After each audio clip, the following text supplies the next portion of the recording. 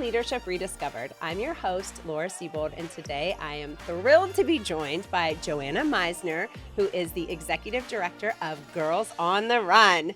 Thank you, Laura. I'm so happy to be here with you too. I am so excited to have you here. I'm going to read your bio here, and then we will get started. Sound good? Yep. Okay. Joanna began her professional journey with a bachelor's degree in psychology from Westminster College. Focused on her interests, she completed an internship at University of Mississippi Medical Center on women's health and eating disorders, as well as a senior research study with faculty mentor Dr. David Gray and Linnea Keener on belief inequality and self-monitoring in leadership. We're going to have to talk about that later because that sounds fascinating. Following college, Joanna employed her love of learning in the field of corporate training as an instructional designer for Powertrain in Landover, Maryland, before taking a 10-year professional hiatus to pursue what she considers to be her highest calling, being a mom to Alan and Nathan. Joanna returned to work part-time in 2011 as a fitness instructor and followed up with a certification in health coaching to better meet the needs of her individual clients. It was this path and her role volunteering as Cheat Lake PTO president that led her to the opportunity to coach a team for Girls on the Run in spring of 2012. After reading the vision statement, she knew that Girls on the Run was something that she was meant to do. After 2 seasons as a coach, she joined the board of directors and took on the role of board chair when Girls on the Run of North Central West Virginia formed as an official 501c3 in 2014. Her Girls on the Run journey continued when she joined the staff as program director in 2016 and then moved into the role of executive director in 2018. Joanna's hobbies outside of her professional work include interior design, spending time with her husband, David, sons, Alan and Nathan, and dog, Winston, and listening to music. Joanna, thank you for being here. Thanks for having me here today. Yeah, I'm excited. This is going to be a good conversation. I'm looking forward to it. Yeah, and again, I got to jump right in on this thing in your bio about the belief in equality and self-monitoring and leadership. What is that? Can you tell us a little bit about that? Well, sure. I'd be happy to. The belief in equality is a construct in leadership that was studied extensively by Dr. Gray. Okay. And it's the belief of leaders that everyone on the team brings something unique and of value to the team. Ooh. And it turns out that it's a strong predictor of democratic versus autocratic leadership. And we also looked at the characteristic of self-monitoring, which was not highly correlated. But self-monitors are people who can easily adjust their behavior. They sort of, if you think of it as like a radar, they have that social spidey sense where they send out a ping and they can adjust accordingly based on what they're getting back from the people that are reacting to them. Very interesting. Okay, so wait a second. Connect those back for me then. So as you think about someone who's unique, but maybe trying to fit in, how does that all with the self-monitoring, but being, different and trying to have a combination of people who all bring different things to the table? How does that all work together? Well, the construct of belief in equality, it definitely impacts a leader to their leadership style that you talk about, the way that they're going to manage. They're not going to be as prescriptive with their team. They're going to want to collect the opinions of the people on the team and let everybody weigh in on those choices. They're going to look for opportunities to develop a team and have everyone achieve their potential. Very cool. Self-monitoring was, like I said, not highly correlated. Yeah. So, we were looking to see if there was a correlation between the two, and there wasn't a strong one. But self-monitors, like I said, are those people who might be adapting their behavior based on if you're liking what you're, if you're liking the result that you're getting in the interaction. Yeah. So That's interesting because I think about emotional intelligence, and self-regulation is a component of emotional intelligence. And so I do think, there are some components to leadership related to emotional intelligence and emotional regulation and self-regulation. So that's kind of interesting. I'm surprised there wasn't more of a correlation. it was there. It wasn't as statistically significant. Yeah. But, so that's cool. So, I mean, okay, we got to go through your whole leadership journey because you started with all of that, which is fascinating, the degree in psychology, and, you go into the corporate training role, which is, I'm very passionate about that because I've done corporate training as well and instructional design. So Yay. But that whole path and then going into, the fitness instruction and then, we'll get up to speed here. But just walk us through that journey of what, those pivot points were for you. Mhm.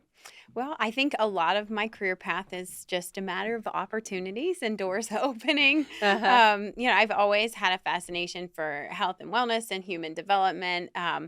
And the corporate training was just an opportunity Hmm. that presented itself. But as someone who loves to learn, corporate training is fascinating because it's Yes. all about learning and then delivering what you learn in a Hmm. concise way to the client. And so that can be anything from we worked on aircraft engineering projects Oh, wow. and train the trainers, teaching Yeah. others to facilitate courses. So every week it was different. I loved meeting with the clients. I love learning new things. Yeah. Yeah, and it's one of those kind of things where you're facilitating. Of course, you really only know this much about it, but then you're going Yes. to turn around and direct the hard questions to your subject matter Oh, that's experts. good that So they're there. that So is it's not like, really let good me that they're there. pretend that I'm a Yeah. subject matter expert. No, we never pretend. That's Exactly. dangerous. But Yeah. yeah, I just enjoyed the opportunity to continually learn new things and meet new Yeah. people. Yeah, and the Hmm. human behavior element of, the whole learning process, I think, is so fascinating, especially Hmm. how adults learn and watching Hmm. that experience for them is really cool too. And those principles, I think, translate over. So when you were Hmm. asking about fitness or health Yeah. coaching, the principles of learning and training and building habits are Hmm. are similar Yes. in all of those arenas. So Yeah. my decision to come back in that regard, I was looking for something family friendly. I still had kids in middle school; they were pretty independent, Yeah. and felt like it would be good for them for me to be maybe a little less available. Uh-huh. Wanted to pursue something for myself, but didn't want something that was gonna take me too far away Yes. if they needed me. So that was a fun, a way to get back into work, and again, a chance just to be Hmm. with people. I love people. Yeah. I Yeah. enjoyed group fitness, but what I found I really enjoyed the most was interacting with smaller groups of clients or even individuals Mm. and, working in a more focused way to help them achieve their goals. Yeah. Well, and you and I have had sidebar conversations, but yeah, the one-on-one coaching opportunity, again, it's, you've experienced a group training class, from a workplace context from your corporate training experience, but also, a group Mhm. fitness class. And, there are some differences in terms of what the experience is like when you're trying to engage a group of people versus being able to work one-on-one with Mhm. someone specifically customized to them based on just their goals, which is just it's Mhm. that's a whole different experience in and of itself. Definitely. I think my biggest frustration with group fitness was, being maybe in the front of a room or with a large group of people and trying to keep the pace of a class going and seeing that one person who really uh needed a little bit of attention, who really mhm. needed a little bit of extra love or encouragement or just, a correction on form, and knowing that you couldn't derail the whole process Yeah. to address that. I Yeah. didn't like letting things go. So, working Yeah. with clients individually was definitely more fulfilling in that regard. For sure. Okay, and Mhm. then you've got the like I'm going to be a coach for Girls on the Run, forward button program director, forward button executive director. Break that down a little bit and I'm very curious how Yeah. that all came about. I feel like sometimes my leadership journey is a little bit Alice in Wonderland or like following the Yep. breadcrumbs. But at the same time that I was going back to work in fitness, I Mhm. was also the Cheat Lake PTO president.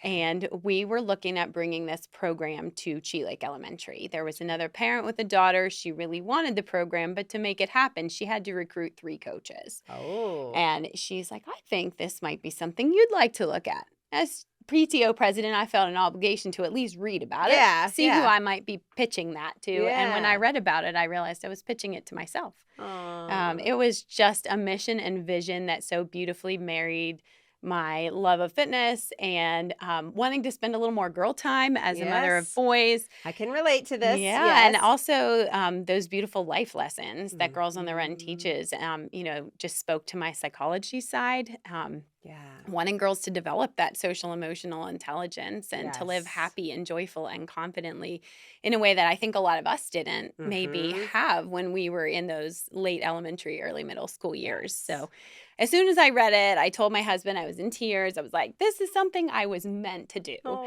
and After that, I've been with Girls on the Run ever since Oh my in one capacity goodness. or another. Okay, Mhm. I want to dive deeper on your role, but we should probably talk a little bit about Girls on the Run just in case someone's not familiar with the organization, Mhm. of just a little bit about, what it is, who it's targeted to, what the curriculum is, and then I want to talk specifically about your role, but I thought we should probably maybe Mhm. define a little bit there. Absolutely. Girls on the Run is a physical activity based youth development program. We operate in the after school space. We primarily serve girls in grades 3 through 5, although we do have a smaller middle school program for girls in grades 6 through 8. And Okay. the mission of the organization is to inspire girls to be joyful, healthy, and confident using a fun experience based curriculum that creatively integrates running and other movement. Cool. A lot of times people will say, well, if it's about the life skills, why the running? Mm-hmm. And if you've participated in sports for any length of time, you know that sports or physical activity is a great framework for goal setting. And goal Yes. setting and achievement is a great way to build confidence. Yeah. So those things work beautifully together. Over the season, the girls train progressively towards a 5K, which is a huge goal for an 8-year-old. Yeah. And at the same time, we're creatively disguising the lengthier workouts Mm-hmm. with games and activities that teach them things like managing emotions, building Wow. friendships, contributing to the community, how to set healthy boundaries and make healthy choices, how to balance your life, things Wow. like that. We have them running, but they don't notice that they are because they're so Uh-huh. busy thinking and discussing and learning. That is so Hmm. cool. And really you think about the life lessons that are being taught, those are not necessarily things. Unfortunately, there's only so many hours in the day that a school can devote to education. And so, they're probably trying to get, your math and English and science and social studies and all of that. There's, I would assume, not a whole lot of time to talk about these life skills, Hmm. these things, especially specific to girls. They've got all gender, in their Hmm. classroom, so they can't necessarily call out girls individually. But I remember hearing a statistic, and you can correct me if I'm wrong, because I think you've heard it too, but something around, is it age 10 that there tends to be a shift in young girls Hmm. where they kind of go from having more of that stronger internal compass of knowing who they are to starting to look for that on the outside in terms of who they think they should be, who Hmm. society says they should be, what a girl is, what a girl looks like, what a girl should be.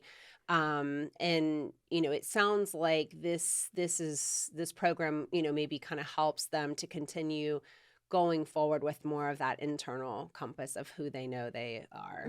That's what we hope.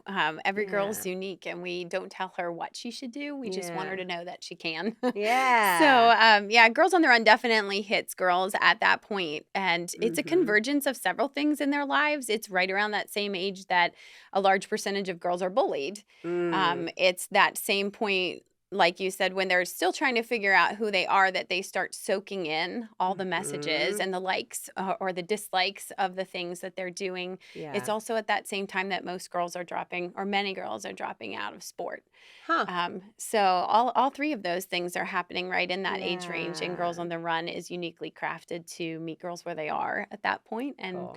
and help them develop those confidence and life skills. Yeah, and have fun and build Uh, community, because Build I'm sure there's a lot of friendships. good Yeah. friendships, yeah, that come out of that too. That's our best marketing. If you get a few Yeah. girls in the program and they enjoy it, they'll tell like hundreds more. I love it. Yeah. I love it. Little ambassadors for Mhm. you. They're our Okay. best. Thank Mhm. you for explaining that, Yep. just because I Mhm. think, it is a great organization. It's a national It is organization, national. correct? We now Yeah. have one council in Canada, so that I think that What? makes us officially international. International. Very cool. That's awesome. So yeah, it's a great organization. But yeah, for someone like me who only has a boy, I Mhm. might not be as familiar with it, or not realize that just because you have boys doesn't mean you Mhm. can't help out as a coach, right? Absolutely. Girls on the Run coaches, we've had moms and dads, we've had teachers, we've had community members with no connection to the program. In fact, sometimes it's those community volunteers that stay the longest just because they're there because they love it. A Yeah. parent will often coach to facilitate their child having that experience. And then when their child moves on, they move on too. Yeah. But our teachers and our community members oftentimes just really fall in love with the mission and they stay around a lot longer, which is what we love. That's cool. So you got excited about the mission, which I can't blame you there. I'm excited too. And you start in on this coach path, Mhm. right? And then what happened next from your career leadership perspective? So 2 seasons of coaching that I absolutely loved. I mean, coaching is still, I think, the best role you can have in that organization Oh. is a chance to be right with the girls.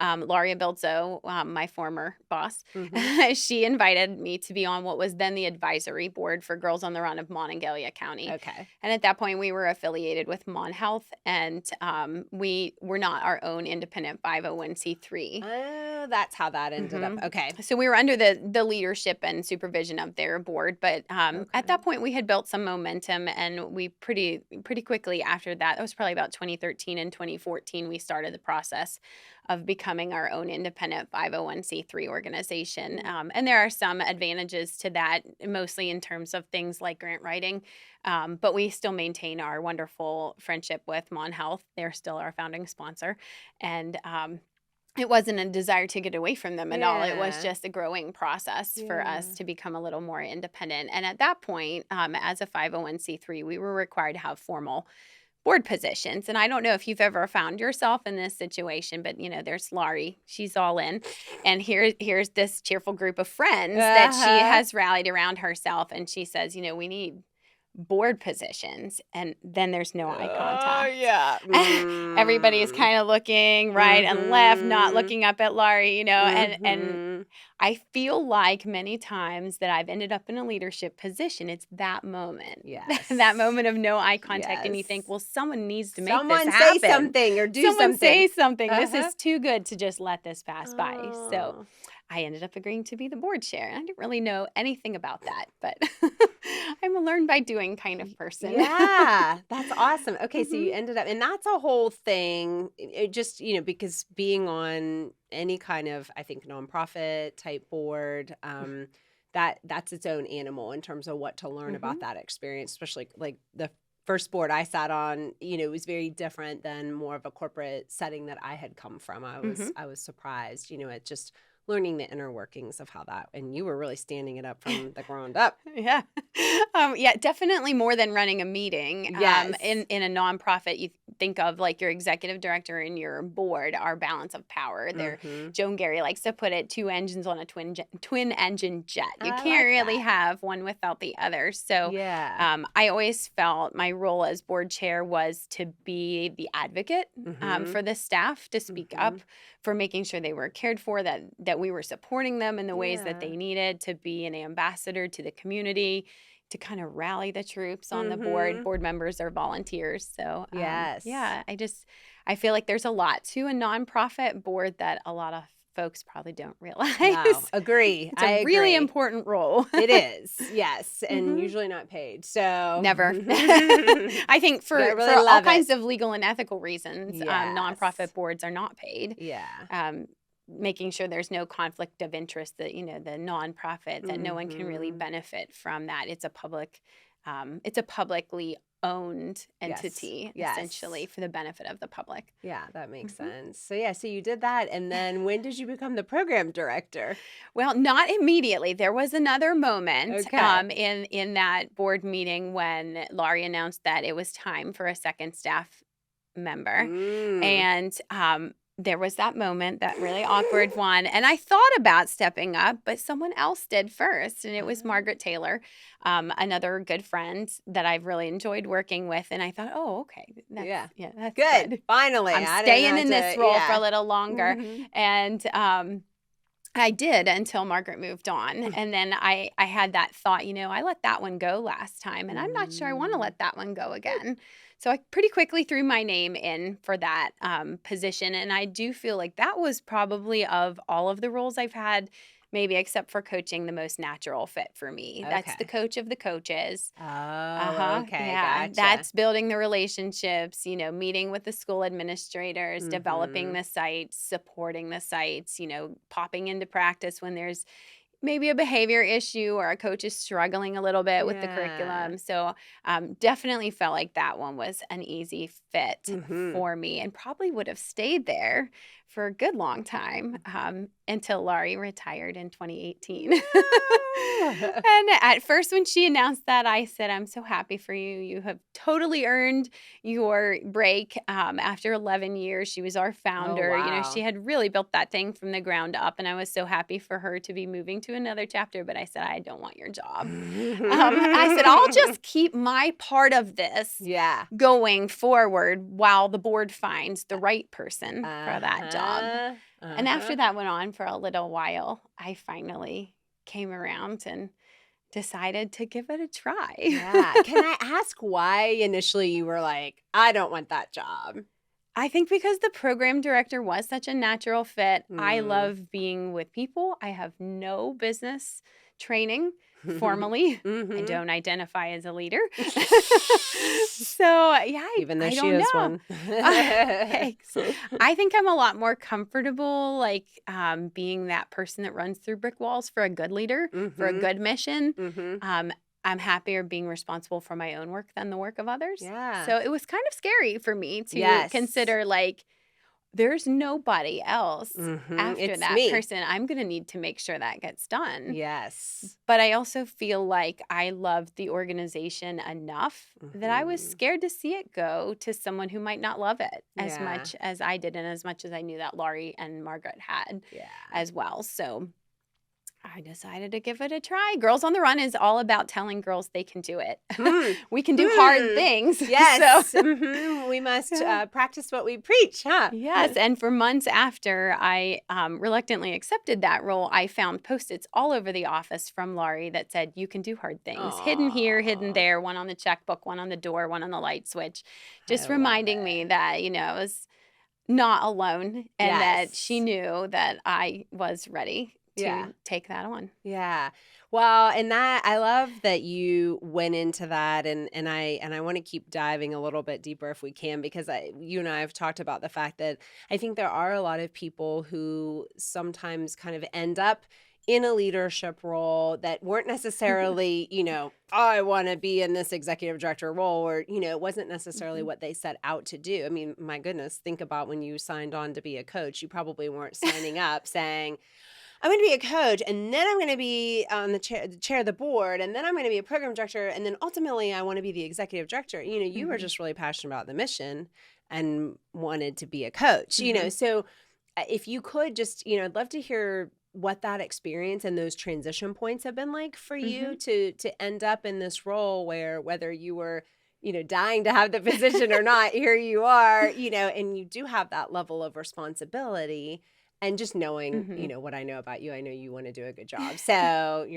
Thanks. Failure's not an yeah, option. exactly. Yeah. Yeah. So I would say there's probably a lot of us, especially in nonprofit, because it's Hmm. purpose driven work, and I think your board, who's responsible for choosing an executive director, oftentimes feels a level of security when they know that someone's invested and they've already bought Hmm. into that mission, and then the assumption is, well, the rest of it can be taught, or you'll just Yeah. develop that. I It's been a learning process, like, Yeah. and to have that happen all at the same time as we've had a couple of teacher strikes and a pandemic. Oh, yeah. it's Just a few it's been other a things have been wild going on ride. the past few years that have Hmm. impacted the program. Yeah, and there are ways to learn it. I find myself listening to podcasts and reading books and talking with Yeah. other people whose leadership style I really respect. But I do think there's a lot of us. I talked with Bruce Lane, who's also a friend who was on your Yeah. podcast a while Yeah. back. And,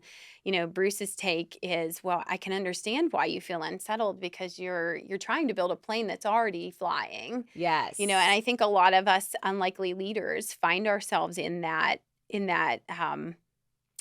spot. The Yes. the organization's already up and running, and you need to figure out how to do the accounting, or you need to figure out how to build a budget, or you need to figure Hmm. out, any number of things that are management or business related that Yeah. you don't have. And then I think for me also, I think there was a little bit of a misconception about what is leadership. I think Mm, I was confused sometimes about the difference between management yes. and leadership. And those are different. Project Yes. management, is all about saying, okay, here are the things that need to be done, and I'm going to plot a workflow, a path to get us Uh-huh. from here to there. Leadership is about casting vision. It's about Yes. motivating people and getting Yes. buy-in. Yeah, and so I feel like a lot of unlikely leaders don't realize that until they're in the role already. Yeah, and that's such a good point because you're right. It's not necessarily just, can I balance the budget? Can I assign resources to a project? Can I, figure out where to put this person or that chair or whatever? But yeah, it's leading and that's a whole different animal and it's a lot of influence. It's a lot of trying to get people on board, like you said, vision casting. Mhm. I'd love to hear what you've learned about leadership so far, what your Mhm. definition is of leadership based on all of Mm. the work that you've done. I think my definition of leadership is it's equal parts visionary Mhm. and project manager. And Mhm. then I'm trying to think of what the word would be, but some kind of caregiver, steward, servant Yeah. type person who is there to care for the people on the team, develop the people on the team. Yeah. So maybe three parts of that stool. Yeah. And if anyone's missing, it's probably not going very well. Exactly. Yeah, you Yeah. could you have to keep those You in have to keep all motion, three of in those. balance. Hmm. Yeah. Wow. How did you those first few days, I'm just sitting here imagining you, like, trying to get out of bed and wanting maybe to pull the covers up over your head. What are some of the things that you maybe told yourself or, just worked through in order to get out of bed and get Hmm. going and start the Hmm. process when you because I know you had big shoes to fill. There I you probably had felt big a lot of shoes to pressure. fill, but I also knew that she wasn't far away. Laurie and I are Yeah. still really good friends to this Good. day. We still get together, have lunch, and I know that she was going to be there to answer any questions. We also have a board of directors, and that's Yeah. another reason why your board of directors is so important in a nonprofit. So Mm. oftentimes these are the people who are leaders in their own fields that are running businesses, or Mhm. they have that professional experience. You should have a Yes. treasurer that knows how to do accounting and build a budget. So Right. I think the idea that even though I was stepping into that role, I was not alone in that Mhm. role. And then Girls on the Run is a huge network of sister councils. So, very quickly on moving into that role, I was getting notes of encouragement from directors across the country. Oh, cool. We have a meeting called Summit, where we meet each other, go to lunch, you talk, that you're never really all alone in that. So, I Mhm. mean, I think for me, that was huge in getting out of bed. I think the other thing that was huge is I just didn't know what I didn't know. I didn't Ha. know how hard it was gonna be. Yes. So, Yes. I feel like I came bounding in pretty cheerfully for, Yeah, yeah, like, maybe yeah. the first 6, 8 months, and then it was like, "Wow, this is a Oh, lot." this is a lot. Yeah. But at that point, I was already in. Yeah. No, but I Mhm. mean, at this point, because you have been in for a couple of years, how would you describe your leadership style? So going back to that research study in college, I'm a high Mhm. belief in equality person. Mm. I like the idea that everyone's going to come to the table and contribute. Mhm. Um, I think my leadership style is a little hands off in that regard, which Mhm. is not always a good thing. I think one of the questions in your preliminary email was like, what's that lesson you learn over and over Yes. again? Yes. And I would say the lesson I learn over and over again, but I'm still learning, is that you deal with a problem when it's small. I don't Mm. always. I Mm. feel like each person brings something unique, and I don't really want to squash that. But Yes. sometimes I'll see like bad habits developing, and I'll think they're going to change, which they never do without redirection. And Yes. as a leader, I'm not particularly aggressive about doing that. And I Uh-huh. think sometimes I need to lead more. I Yeah. need, when I see those things, I need to trust my gut a little bit and have Mhm. that easier conversation when it's something small, as When it's a opposed to small letting it really Yeah. go. Well, and it's hard Mhm. because you don't have the benefit of hindsight. And Mhm. so it's one of those things where, someone comes to work late, and you're like, they had a bad day or they had a bad morning or whatever. You kind of blow it off and then they come into work late and then next thing you know, they've come to work late 20 times in 3 weeks and you're thinking, Hmm. Now it's a Now grocery list. yeah, now it's like a Mhm. whole thing, and, Mhm. gosh, if I would've just said something maybe on, time 2, or the first occurrence or whatever, but you'd always have that benefit of hindsight looking back, and realizing, "Ooh, that escalated quickly." Yeah. So I think that's a big part of that belief in equality and really wanting a team where everyone, I think it's very aligned with Girls on the Run, a team where Yeah. everyone's bringing their uniqueness and Yes. their contributions. With the girls, we do a community impact project Oh, every season, cool. and they start by playing a rock paper scissors game where they talk about the groups in the community that they feel passionate about, and then they brainstorm about what are we good at and how can we Mhm. take this thing and use it to help this group. Yeah. So I love that idea of building a team, developing a team. I think what I've learned over the years is no amount of hustle that you have as a leader will make up for not doing that. Sometimes like the Ooh. quick fix seems like, well, I know how to do this, I can just fix this quicker, or I don't want to make this person feel badly about a mistake or something I see that they've omitted, so Yes. I'll fix that, I'll just do Uh-huh. it myself. But that's going to happen 10 more times. Oh Until my you take the gosh. time to invest in the people around you, then your organization is going to have that same level of potential that no one's growing. Yes. Yes. And there's no amount of work you can do to scale an organization if you don't build a team.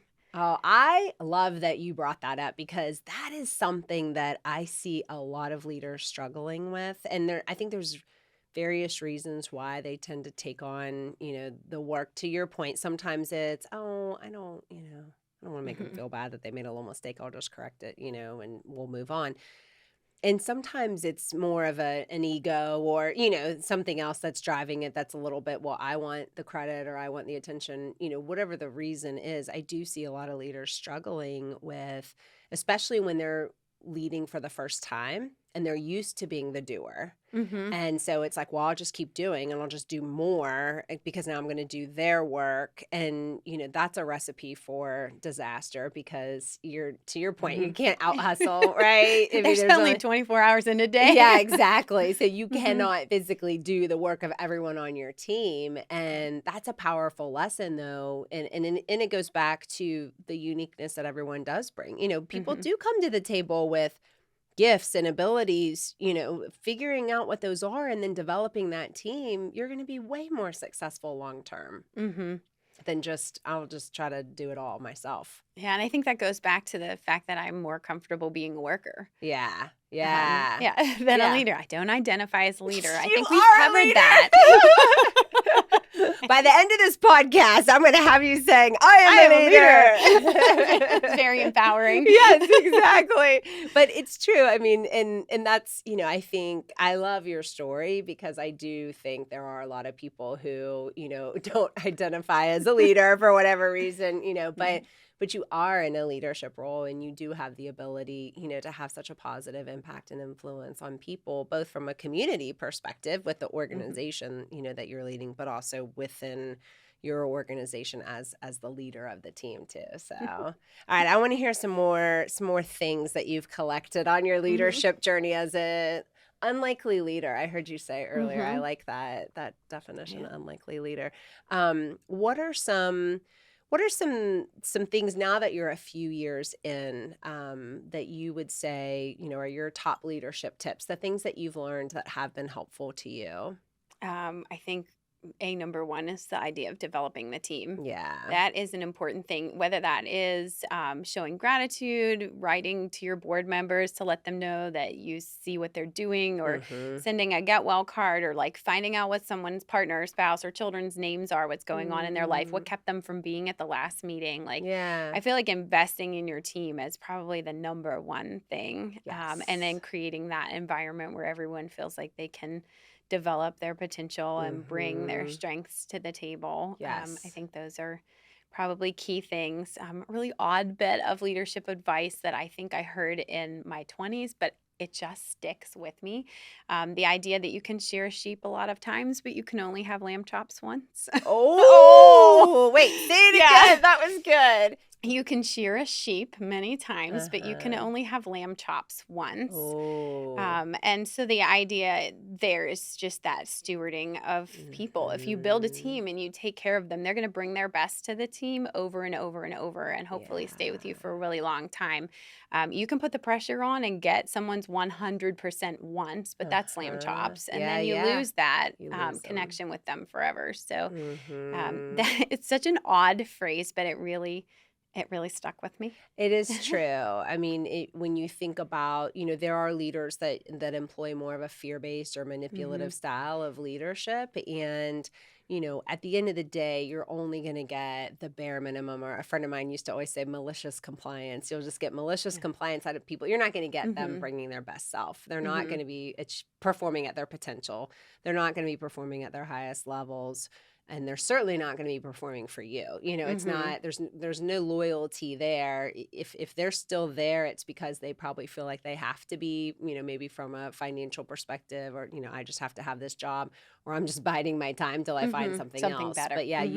you've completely lost the best of them typically in Mhm. those situations, and that can be a hard lesson though, because taking the time to get to know your team, to invest in your team does take time. Mhm. And I think a lot of leaders are busy because leadership is just on top of their other to-do list. And, you have a lot of leaders who are still the workers. You're probably still have elements of your program director job in addition to, what you're doing now, if I had to guess.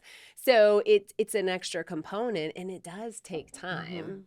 But it It sounds like does. for you, it's been worth that It investment. has, but I wouldn't say I've learned that flawlessly. Like, I would like to Mhm. think I've never made lamb chops of someone that I've worked with, but I bet that I Mhm. have. I'm one Mhm. of those people that reads like resignation letters of board members or exit interviews of people over and over and over to think, why Mhm. did they leave? You Yeah. know, um, and wondering, did we make lamb chops of that person? Did Yeah. we forget to appreciate them? Did we take their contribution for granted? And sometimes that's what it is. You have Yeah. someone that is so solid, that is so dependable, that you put your effort into the squeaky wheel, or the person that you feel Yes. like is struggling and you think, oh, she's got that. Like, I totally Mhm. trust her. And then you realize you failed to steward that person or Yeah, appreciate that they need person. attention too. Yeah, it's like Mm-hmm. that straight A student, that Yeah. doesn't really ever get any Mm-hmm. acknowledgement. And we all need to Mm-hmm. to hear feedback, to know how we're doing, but also to be recognized, to be seen, for Mm-hmm. what we're doing, and to be known and acknowledged for it too.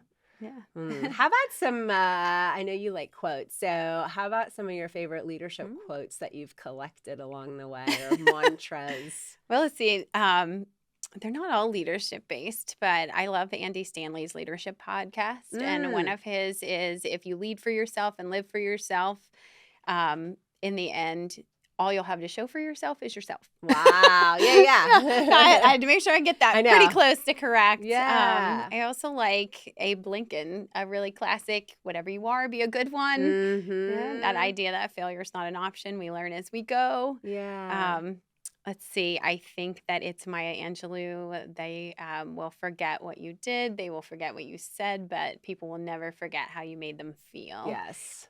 I Good love or that. bad, right?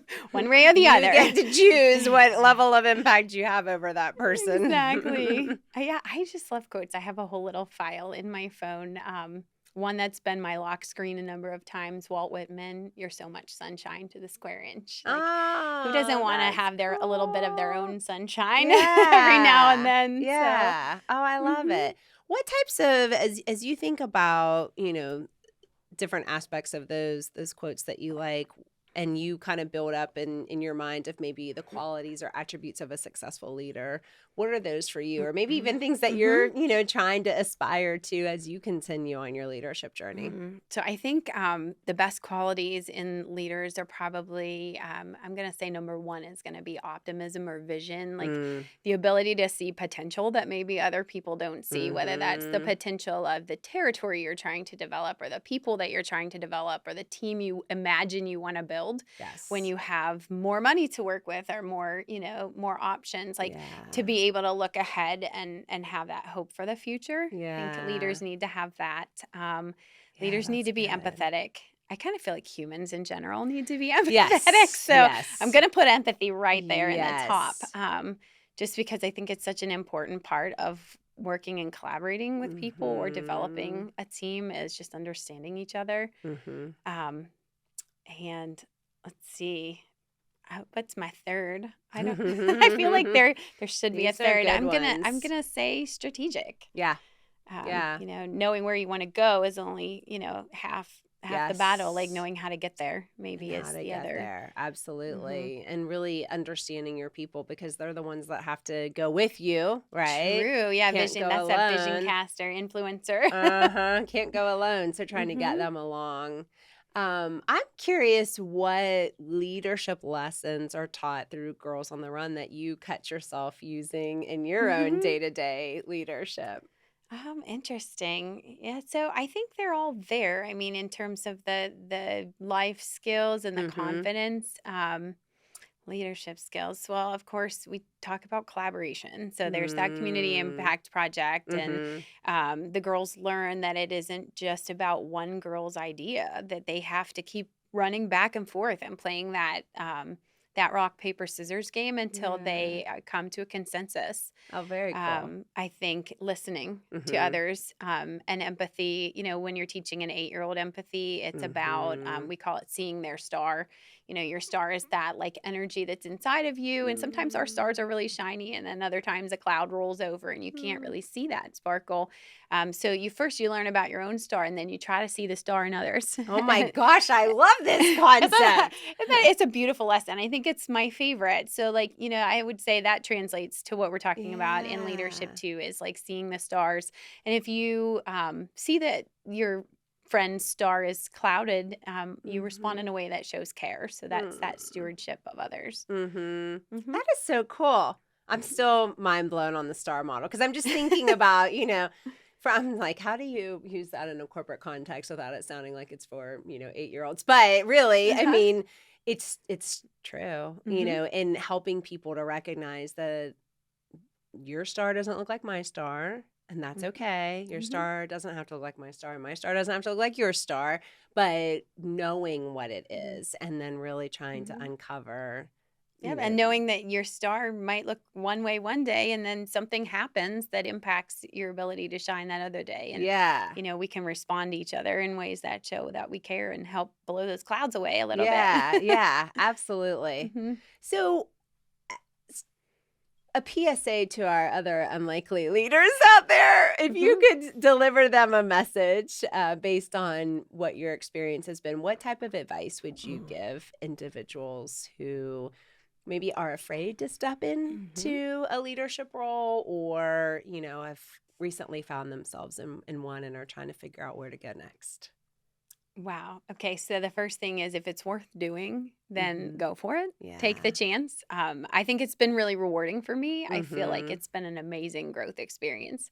Yeah. And you gain opportunities, whatever your work role is. You gain opportunities to meet new people, develop new skills. Like, work is about what we do for others, but it's also about what our work is doing for us. Yeah. So if that mission's worth it and you're a reluctant leader, like, go for it. And then the very Yeah. next thing you need to do is find someone who is a good leader and start learning. Ah, Start gathering all yes. the bits. Start asking, Yes. your parent that's been a successful person in business. Find a coach, find a Mm-hmm. consultant, read a book. Mm-hmm. Start gathering, because there are great leaders out there, and you can develop that. Yeah. Yeah. Well, and like you said, I mean, you're a lifelong learner. You value and appreciate learning, and nobody has this all figured out. I mean, I'm sure people like to pretend like they do, but I always say if you go on Amazon and you type in leadership in the book section, it Hmm. returns over 60,000 results. Wow. So there's certainly a lot of people out there that have Hmm. opinions on how, what's the right leadership model or the right way to do it, but there's a lot out there Hmm. and a lot of different ways to do it. And at the end of the day, it is Hmm. about, really your unique style Hmm. and your unique approach of, how you want to define and how you want to show up as a leader. Hmm. I agree. I think, whatever it is that you're doing, whether, I say this to our board relative to fundraising. But I think Mhm. for me as a leader, other people as a leader, it has to be authentic to you. It Mhm. doesn't present well if it's not. So whether, for fundraising, if that's a personal ask versus a social media post for our board, Mhm. I tell them they need to ask in a way that is comfortable for them, that really is authentic to who they are. And I Mhm. think leadership is the same way. I'm never going to be the same kind of leader Mhm. as Laurie was. I'm never going to be the Mhm. same kind of leader as other bosses I've worked for. Maybe that's Yeah. a good thing, or maybe it's not, Yeah. But I have to be who I am. Yeah.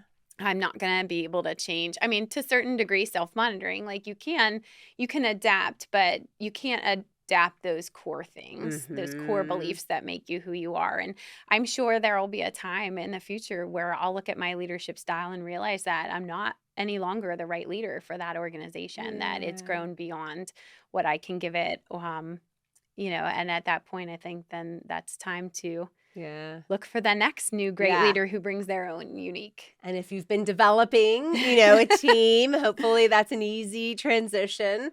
Mhm. Um, that brings a question that I did have. I know a lot of people who are very interested in the nonprofit space. Mhm. Certainly, a lot of people have a heart for a lot Mhm. of different causes and things they're passionate about. But there's, folks that I know that want to make the leap from more of a corporate background to Mm. the nonprofit space. And maybe they've been a volunteer for a few nonprofits, but how would you advise someone who's maybe thinking, I want to make a jump from being in a for-profit environment to being an executive director of a nonprofit?